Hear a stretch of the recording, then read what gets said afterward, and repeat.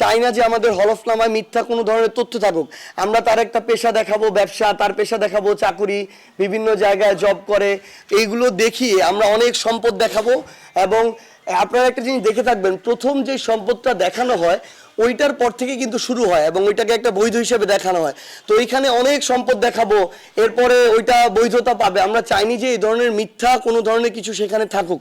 সেই জায়গা থেকে পারিবারিকভাবে আমরা যতটুকু, আমি আমার জায়গা থেকে যদি বলি, পারিবারিকভাবে আত্মীয় স্বজনের মধ্য দিয়ে যতটুকু আমি আমার ব্যবসায়িক মূলধন সামান্য অর্থ দেখাতে পারি সেটুকু আমরা সেখানে দেখিয়েছি। এবং আমাদের জায়গা থেকে ওইখানে সর্বোচ্চ আইনের মধ্য থেকে প্রত্যেকটা জিনিসের আইনগত ব্যাখ্যা আছে, যতটুকু দেখানো যায় অতটুকু দেখিয়েছি।